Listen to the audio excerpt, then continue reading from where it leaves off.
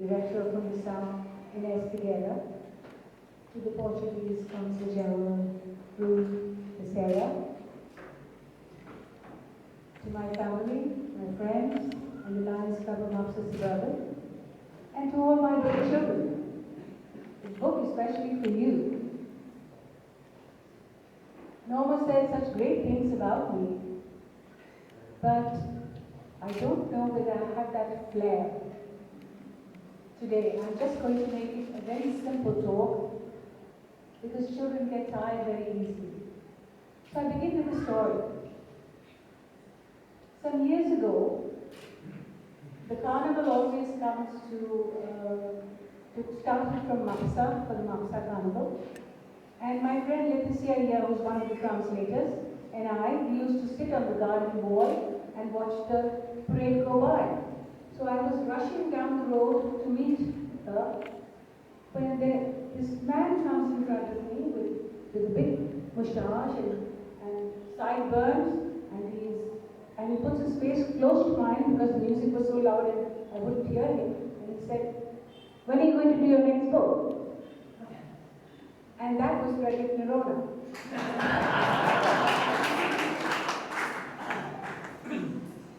And so began the journey of Espi Mai. I told him I've already done something, but I'm there, you know. So he said, bring it to me. So I went. And he is a great pusher. He's such a great pusher. Thank God he got into writing and publishing rather than in drugs. I was bored of his village. He's such a good pusher. If it wasn't for him, I wouldn't have come out with the second one and the third one. So we published Espi Mai is Stuck Again in English, which was funded by the Directorate of Arts and Culture. And it sold out in 4 months. The first edition sold out in 4 months. So before we could even get our breath back, he said, so what about Konkani?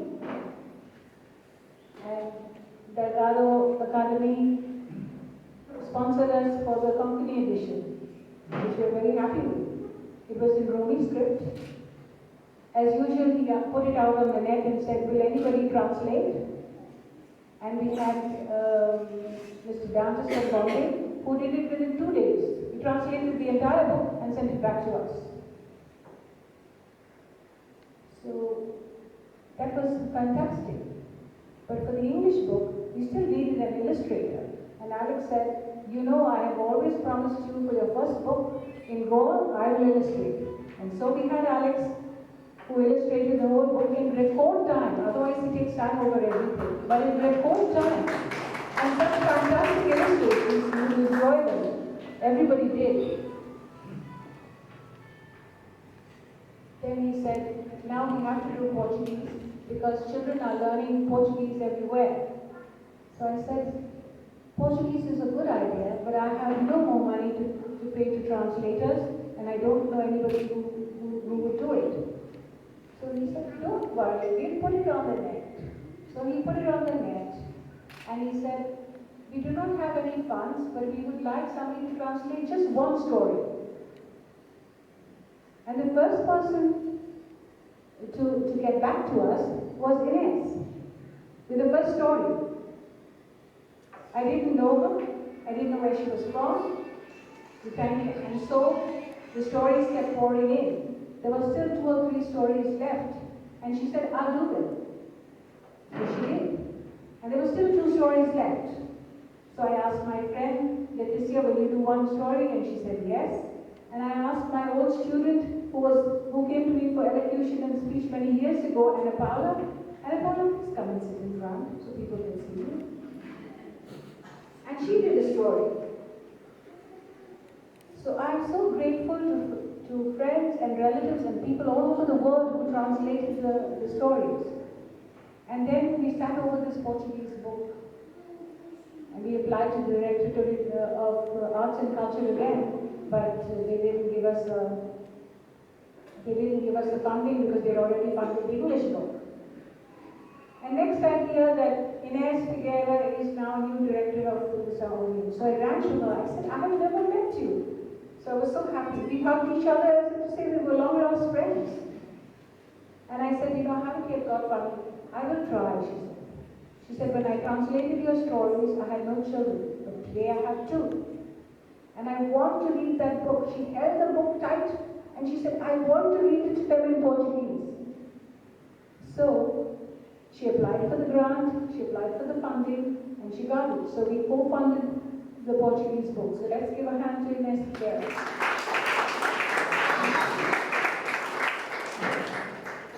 And then, and soon after that, when we signed a contract with her,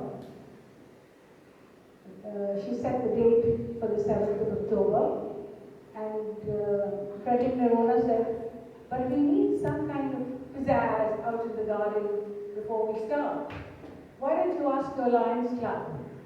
So I asked the Lions Club of Master Suburban. This is our president here.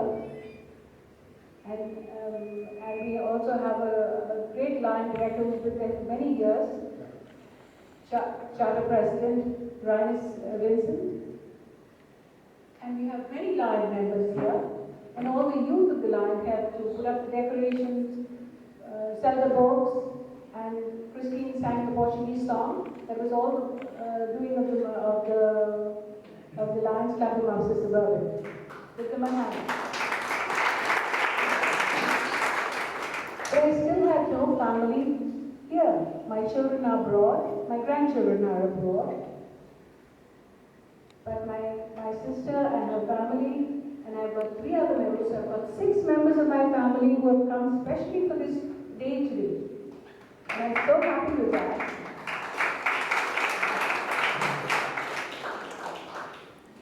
Norma has been a lifelong friend, and at once she agreed to come up and speak, and she said such beautiful things about me. I don't know whether all of it is true, but I was still flattered. I was still flattered. And I'm very happy and very grateful to Norma for coming today. Thank you, Norma.